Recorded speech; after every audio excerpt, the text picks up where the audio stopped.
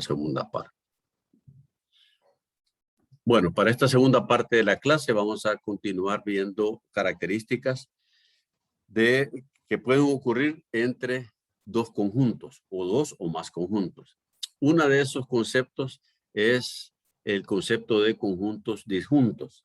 Cuando dos conjuntos se dice que son disjuntos, precisamente cuando esos dos conjuntos, supongamos el conjunto A y el conjunto B, no tienen elementos comunes. Es decir, si ningún elemento de A está en B y ningún elemento de B está en A, se dice que A y B son disjuntos. Por ejemplo, si yo tengo el conjunto E mayúscula compuesto por los elementos M, N y R minúscula, y el conjunto F mayúscula compuesto por los elementos X, Y, Z minúscula, si bien es cierto cada uno de ellos tiene 3 elementos, pero ninguno de los elementos de E pertenece al conjunto F y ninguno de los del conjunto F pertenece al conjunto E. Por lo tanto, se dice que esos dos conjuntos, E y F, son disjuntos.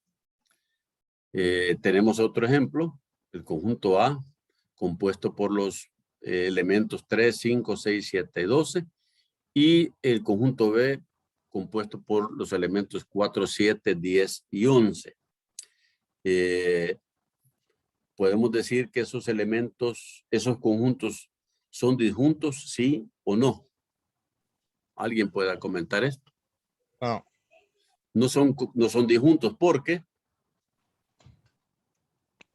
Sí, está el 7 de colado ahí.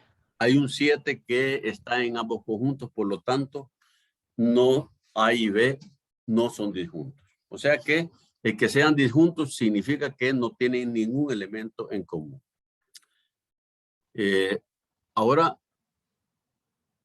vamos a ver una forma de representar también los conjuntos. Alguien que comentó en al principio de la primera parte que dijo que los conjuntos los podía visualizar mejor en forma gráfica. Esta es una forma gráfica de representar conjuntos. Ahí podemos ver que tenemos unos óvalos o círculos pueden ser que están de diferente color para significar que son conjuntos diferentes. Está el conjunto rojo, el conjunto verde, el conjunto azul y el conjunto negro. Y podemos ver que entre ellos hay cierta forma de relacionarse. Y vamos a ver cómo los rotulamos. El rojo se llama el conjunto A, el azul el conjunto B, el verde el conjunto C y el negro el conjunto D. Y podemos representar dentro de esos círculos o óvalos los elementos que pertenecen a los conjuntos. Podemos ver que el conjunto A engloba los elementos 1, 4, 5, 10 y 23. El conjunto B engloba los elementos 6, 8, 9, 13. El conjunto C contiene los elementos 4, 10, 23. Y el conjunto D tiene los elementos 7 y 13. Hay algunos elementos que pertenecen a más de un conjunto, ¿verdad? Por ejemplo, el 23 pertenece al conjunto C, pero también pertenece al conjunto A. Igual entre B y D hay un elemento común que es el elemento 13. Lo que acabamos de comentar como definición de conjuntos disjuntos, ¿qué puedo decir de la relación que existe entre el conjunto B y D?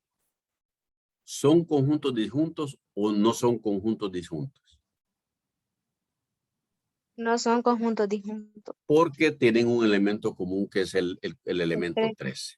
¿Ok? Lo mismo podemos ver entre el conjunto A y el conjunto C. No son disjuntos porque tienen más de un elemento en común, que son el 4, el 10 y el 23.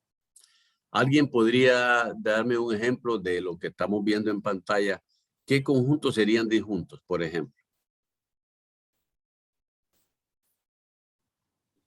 El 1, el 5. No, el 1 y el 5 no son conjuntos, son elementos, ¿ok?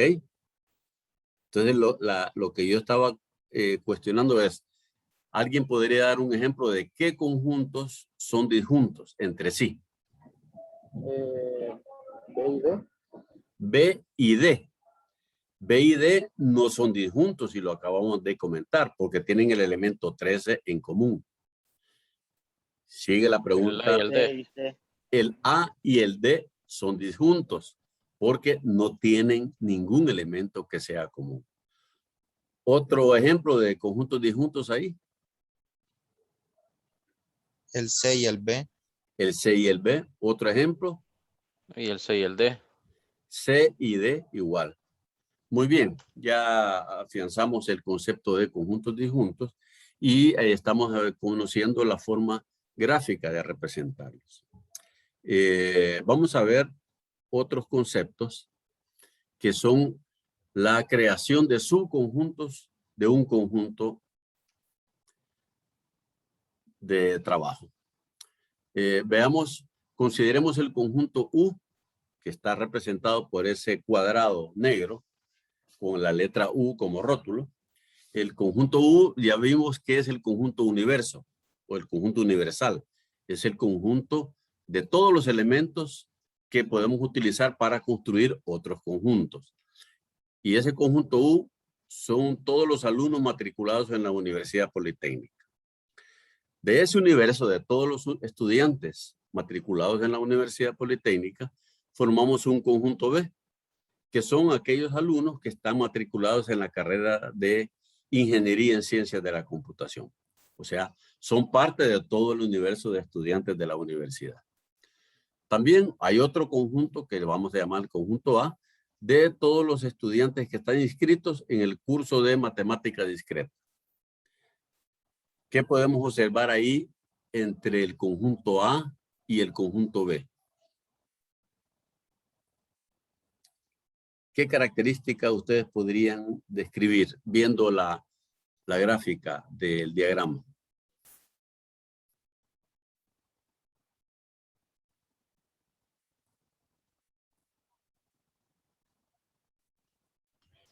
Bueno, una característica, sí, por favor, dele.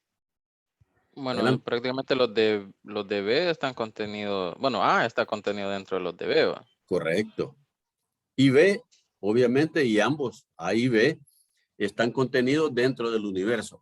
Es obvio porque el universo es el universo de trabajo. ¿Ok? Entonces, si yo tengo dos conjuntos A y B, se dice que A es un subconjunto de B si y solo si todos los elementos de A pertenecen a B. Como lo estamos viendo ahí, como el conjunto A está dentro del conjunto B, quiere decir que todos los elementos del conjunto A también están en B y por lo tanto vamos a decir que A es un subconjunto de B. ¿Ok? Y la notación que se utiliza es ese símbolo como una U acostada, eso indica que A es un conjunto propio de B y se dirá que A está propiamente incluido en B. O bien, A es una parte propia de B. ¿Por qué se dice subconjunto propio? Porque también existe otra notación que a esa U acostada se le coloca un signo que representa igual, que significa que A es un subconjunto propio de B o que A es igual a B. O sea que la relación de subconjuntos entre dos conjuntos puede ser de que esté contenido completamente dentro de un conjunto o que lleguen a ser iguales y en ambos casos se puede decir de que un conjunto es subconjunto del otro. Ya vamos a ver esa pequeña diferencia que es cuando A es un subconjunto propio de B, o sea que no llega a ser igual a B, pero cuando es un subconjunto que puede llegar a ser igual, colocamos esa otra rayita y vamos a decir que es un subconjunto del conjunto B. Ya no vamos a decir subconjunto propio, solo vamos a decir simplemente subconjunto. Pero esta es una forma de notación. Por ejemplo, todo conjunto es subconjunto de sí mismo. Obviamente porque A siendo igual a A, podemos colocar esa relación entre un conjunto dado que puede ser igual a sí mismo. Y el conjunto vacío también es un subconjunto de cualquier otro conjunto. Ahí vamos pues esto es por la definición de vacío, que no contiene ningún elemento. Es un subconjunto de cualquier otro conjunto que tenga algún elemento, ¿verdad? O sea que esto se puede interpretar como que todos los elementos del conjunto vacío, que son ninguno, pertenecen a otro conjunto B cualquiera que tenga algún elemento. Y todo conjunto es subconjunto del conjunto universal. Esto pues lo vemos claramente, puesto que todos los conjuntos que trabajamos los estamos refiriendo dentro de un conjunto universal, que es una convención que nosotros tomamos cuando estamos trabajando con conjuntos. Otro concepto que se usa en la teoría de conjuntos es el conjunto potencia. Y el conjunto potencia es aquel conjunto, o sea, el conjunto potencia es un conjunto cuyos elementos son otros conjuntos, ¿verdad? O sea que un conjunto puede tener como elementos otros conjuntos. Eso es una libertad que tiene un conjunto. Los objetos que pertenecen a un conjunto puede ser cualquier cosa. Pueden ser objetos simples o pueden ser otros conjuntos. Por ejemplo, aquí tenemos la definición de conjunto potencia y cuando yo quiero representar el conjunto de todos los conjuntos de un conjunto A, eso está representando el conjunto potencia. Por ejemplo, aquí la descripción del conjunto potencia que se denota por una P y dentro del paréntesis el conjunto de trabajo A, voy a decir del conjunto potencia de A son todas las, y aquí vemos una X mayúscula, son todos los conjuntos X tales que X es un subconjunto del conjunto A. Veamos un ejemplo. Si yo tengo un conjunto A cuyos elementos son el 4, el 5 y el 6, ¿cuál va a ser el conjunto potencia de A? Bueno, entre corchetes colocamos todos los elementos del conjunto potencia y todos ellos son otros conjuntos. ¿Qué clase de conjuntos son? Bueno, para empezar, el conjunto vacío, porque ya vimos por definición que el conjunto vacío es subconjunto de cualquier conjunto. Por lo tanto, yo puedo decir que vacío pertenece al conjunto potencia del conjunto A. Y otra característica que vimos en la lámina anterior es que todo conjunto es subconjunto de sí mismo. Y si A es el conjunto 4, 5, 6, quiere decir de que ese conjunto 4, 5, 6 también está en el conjunto potencia del conjunto A. Esos son los dos elementos, digamos, naturales que pertenecen al conjunto potencia. Todos los demás elementos del conjunto potencia van a ser los subconjuntos posibles que yo puedo conformar de elementos del conjunto A. Y aquí vamos a ver cómo podemos empezar a listarlos. Lo que hago es, ya incluí el conjunto que no tiene ningún elemento y el conjunto que tiene todos los elementos de A. El vacío y el 4, 5, 6. Ahora veamos cómo yo puedo construir conjuntos con partes del conjunto A. Por ejemplo, si yo agarro solo el elemento 4, yo puedo conformar el conjunto que tiene el elemento 4. Y ese es un subconjunto de A. El que tiene el elemento 5 y el que tiene el elemento 6. Todos aquellos conjuntos unitarios del conjunto que salen del conjunto A son subconjuntos de A. Luego empezamos a tomar de dos en dos. El conjunto que tiene elementos 4, 5, también es un subconjunto de A, puesto que es un conjunto cuyos elementos están en A. Lo mismo que puedo decir el 4, 6, que es este conjunto que está aquí, y el 5, 6, que es el que está acá. O sea que aquí yo puedo describir una forma sistemática de construir los subconjuntos posibles de un conjunto. Comienzo incluyendo el que no tiene ningún elemento y el que los contiene todos, los del conjunto A. Y luego voy construyendo aquellos subconjuntos de un elemento, los de dos elementos, y como ya habíamos incluido el de tres elementos, pues hasta ahí llega. Entonces, esto es el conjunto potencia. Y aquí hemos encontrado que si el conjunto A tiene tres elementos, el conjunto potencia del conjunto A tiene 1, 2, 3, 4, 5, 6, 7, 8. 8 elementos que son a su vez conjuntos, ¿verdad? Que pertenecen al conjunto potencia de A. ¿Alguna pregunta hasta aquí? ¿Alguna aclaración o alguna duda?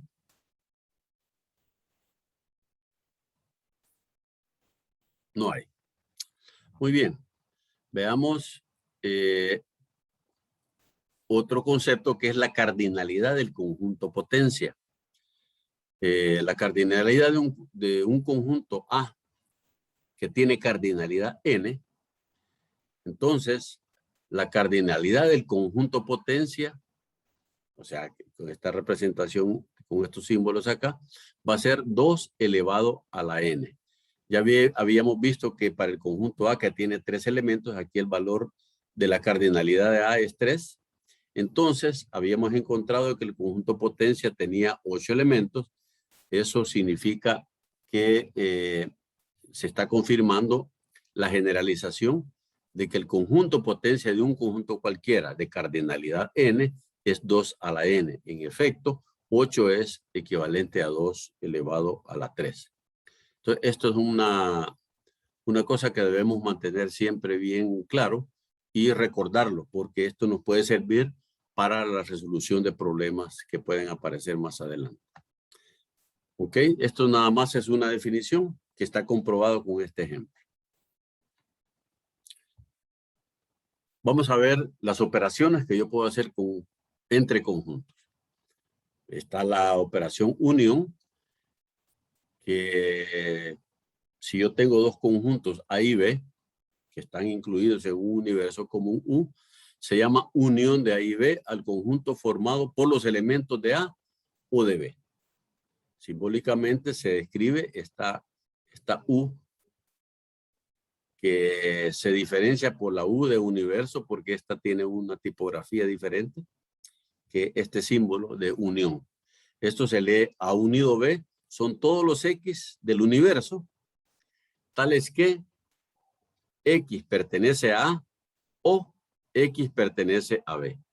Aquí vamos a empezar a ver ya la analogía entre los conjuntos, las operaciones de los conjuntos y las operaciones del álgebra de Boole y las operaciones que vimos nosotros en cálculo proposicional. Entonces aquí tenemos, si yo tengo el conjunto A 1, 2, 3 y el conjunto B 2, 4, la unión de A y B es el conjunto 1, 2, 3, 4.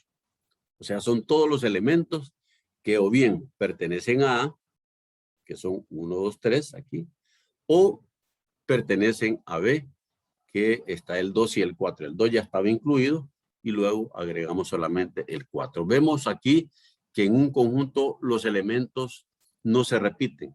O sea que aquí tengo, si la cardinalidad de A es 3 y la cardinalidad de B es 2, y encuentro yo que la cardinalidad de la unión en este caso no sería 3 más 2, sino que aquí solo hay la cardinalidad de la unión A y B es 4. Y esto se debe a que hay un elemento en común que hace que la cardinalidad no sea exactamente la suma. Pero yo podría encontrar ejemplos en los que la cardinalidad de la unión sea la suma de las dos cardinalidades. ¿Alguien puede comentar en qué caso se daría que la cardinalidad de la unión de dos conjuntos sería la suma de las cardinalidades de los conjuntos unidos? ¿Cuánto se podría? Como el caso de los impares y los pares. Correcto, cuando los dos conjuntos son disjuntos, ¿ok? Cuando no tienen elementos en común, encontramos que la cardinalidad de la unión es la suma de las cardinalidades de los conjuntos individuales. Ya vamos a ver esto más adelante. La otra operación es la operación intersección. La intersección de dos conjuntos A y B es el conjunto formado por los elementos de A que también están en B. O sea, los elementos que están en común en ambos. Simbólicamente se escribe este símbolo como una U invertida y se lee A intersectado B. Son todos los elementos X del universo, tales que los X pertenecen a A y además también pertenecen a B. ¿Ok? Tenemos el mismo ejemplo, el conjunto A con los elementos 1, 2 y 3, el conjunto B con los elementos 2 y 4. A intersectado B es el conjunto formado por el elemento 2, que es el único elemento que pertenece a A y a la vez pertenece a B. ¿Ok? Eso es la intersección de dos conjuntos. Esta otra operación que se llama la operación diferencia, que es el conjunto formado por elementos. O sea, la diferencia A menos B es el conjunto formado por elementos de A que no pertenecen a B. ¿Ok? Simbólicamente se escribe A menos B. Son todos los elementos X del universo que pertenecen a A y no pertenecen a B. Si tenemos el ejemplo que hemos venido utilizando, conjunto A 1, 2, 3 y el conjunto B 2, 4, entonces A menos B es el conjunto 1, 3, porque el elemento 2 que pertenece a A también pertenece a B. Y la definición es que debe pertenecer a A y a la vez no esté en B. Los únicos que cumplen esa condición son el 1 y el 3. Está en A y no están en B. ¿Ok? Y finalmente la operación complemento de conjuntos. Cuando yo tengo un conjunto A incluido o definido del conjunto universo, se llama complemento de A al conjunto siguiente. Se simboliza por una A con una C como superíndice y son los elementos X tales que, o sea, los elementos del universo que no están en A. Por ejemplo, si A es el conjunto de elementos 1, 2 y 3 y el universo es este conjunto, este es el universo de trabajo del cual he obtenido este subconjunto A. Entonces, el complemento de A son todos aquellos elementos del universo que no están en A. O sea que yo voy a excluir del universo el 1, el 2 y el 3 para construir el complemento de A, que es el 0, el 4 y el 5. O sea, son todos aquellos elementos del universo que no están en el conjunto A. Ese es el complemento de un conjunto.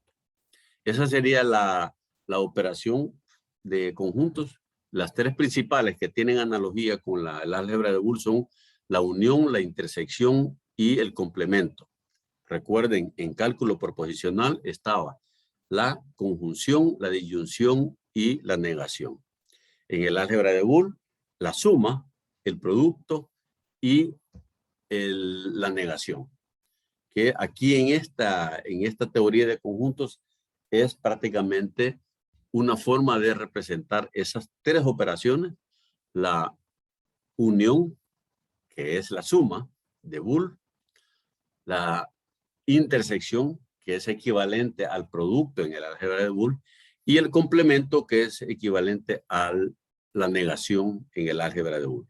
Pero ya vamos a ver más ejemplos de estos particulares para que vayamos encontrando esa analogía entre el álgebra de Boole, la teoría de conjuntos y el cálculo proposicional. Esto era la presentación que tenía para ustedes en esta clase.